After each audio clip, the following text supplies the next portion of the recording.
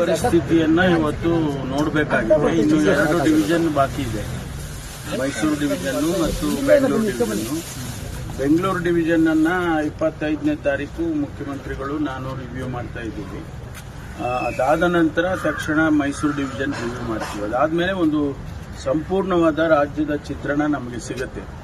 ಆನಂತರ ನಾವು ಇಂಟರ್ನಲ್ಲಿ ಚರ್ಚೆ ಮಾಡಿಕೊಂಡು ಯಾವ ರೀತಿ ನಾವು ರೈತರಿಗೆ ಯಾವ ರೀತಿ ಸಹಾಯ ಮಾಡಬಹುದು ಮತ್ತು ಸಾಮಾನ್ಯ ಜನರಿಗೆ ಯಾವ ರೀತಿ ಸಹಾಯ ಮಾಡಬಹುದು. ಈಗಾಗಲೇ ನಾವು ಈ ಏನು ನರೇಗಾ ಯೋಜನೆ ಇತ್ತು, ಅಂದರೆ ಈಗ ಅವರು ಜಿ ಎಲ್ಲ ಮಾಡಿದ್ದಾರೆ, ಅದರಲ್ಲಿ ಕೆಲಸ ತಗೊಳ್ಬೇಕು ಅಂತ ಈಗಾಗಲೇ ನಾವು ಸೂಚನೆಗಳು ಕೊಟ್ಟಿದ್ದೇವೆ.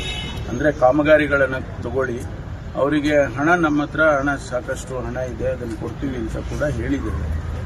ಪ್ರಪೋಸಲ್ಸ್ ಕೊಟ್ಟರೆ ತಕ್ಷಣ ಹಣ ಬಿಡುಗಡೆ ಮಾಡ್ತೀವಿ. ನಾವು ಈಗಾಗಲೇ 1 ಕೋಟಿ ರೂಪಾಯಿ ಪ್ರತಿಯೊಂದು ಶಾಸಕರಿಗೂ ಕೂಡ ಅವರ ಕ್ಷೇತ್ರಕ್ಕೆ 1 ಕೋಟಿ ರೂಪಾಯಿ ಈಗಾಗಲೇ ಪ್ರಕಟಣೆ ಮಾಡಿದ್ದೇವೆ. ಮತ್ತು 5 ಕೋಟಿ ರೂಪಾಯಿ ಒಂದೊಂದು ಜಿಲ್ಲೆಗೆ ಕುಡಿಯೋ ನೀರಿಗೆ, ಎಮರ್ಜೆನ್ಸಿಗೆ ಕುಡಿಯೋ ನೀರಿಗೆ ಖರ್ಚು ಮಾಡಬೇಕು ಅಂತೇಳಿ ಕೊಟ್ಟಿದ್ದೇವೆ. ಈಗಾಗಲೇ ಅವರ ಹತ್ರ ಹಣ ಇದೆ.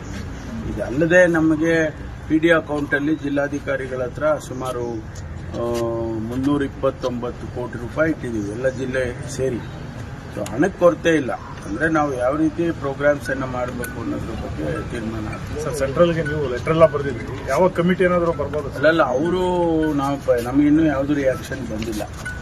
ರಿಯಾಕ್ಷನ್ ಬಂದ ಮೇಲೆ ನೋಡೋಣ ಯಾವ ರೀತಿ ಏನು ರಿಯಾಕ್ಷನ್ ಬರುತ್ತೆ ಅಂತ ನೋಡಿಕೊಂಡು ಆಮೇಲೆ ನಾವು ಮುಂದೆ ಆಗಸ್ಟ್ ತಿಂಗಳಲ್ಲಿ ಅವರು ಮೆಮೊರಾಂಡಮ್ ಆಫ್ ಅಸೋಸಿಯೇಷನ್ ಎಕ್ಸ್ಪೆಕ್ಟ್ ಮಾಡ್ತಾರೆ.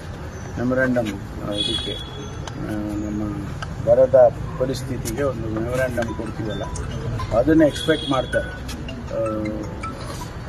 ಅದು ಆದಮೇಲೆ ಅವರು ಸಾಮಾನ್ಯವಾಗಿ ನಾವು ಏನು ಮೆಮೊರಾಂಡಮ್ ಕೊಟ್ಟ ಮೇಲೆ ಕಳಿಸ್ತಾರೆ, ಅಲ್ಲಿ ತನಕ ಕಳಿಸೋದಿಲ್ಲ.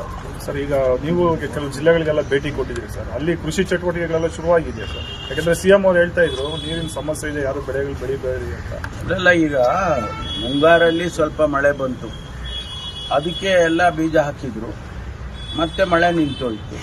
ಈಗ ಎಲ್ಲದೂ ಒಣಗೋಗಿದೆ. ಈಗ ಯಾವುದೇ ಎಲ್ಲೂ ಕ್ರಾಪ್ ಅಂತ ಇಲ್ವೇ ಇಲ್ಲ, ಇಡೀ ರಾಜ್ಯದಲ್ಲಿ ಎಲ್ಲೂ ಕೂಡ ಯಾವ ಜಿಲ್ಲೆನಲ್ಲೂ ಇಲ್ಲ. ಈಗ ಮತ್ತೆ ಏನಾದರೂ ಆಗಸ್ಟ್ ತಿಂಗಳಲ್ಲಿ ಮಳೆ ಬರ್ಬೋದು ಅಂತ ಒಂದು ಸೂಚನೆ ಎಕ್ಸ್ಪೆಕ್ಟ್ ಮಾಡ್ತಾ ಇದ್ದೀವಿ. ಬಂದರೆ ಮತ್ತೆ ಬೀಜ ಹಾಕ್ತಾರೆ. ಲೇಟ್ ಸೋಯಿಂಗ್ ಅಂತ ಮಾಡ್ತಾರೆ. ಅದರಲ್ಲಿ ರಾಗಿ, ವಿಶೇಷವಾಗಿ ರಾಗಿ ಅಂತ ಕ್ರಾಪ್ಗಳೆಲ್ಲ ಲೇಟ್ ಸೋಯಿಂಗ್ ಆದರೂ ಕೂಡ ಬರುತ್ತೆ ಅಂತ ಅದೊಂದು ಎಕ್ಸ್ಪೆಕ್ಟೇಷನ್ ಇದೆ. ನೋಡೋಣ.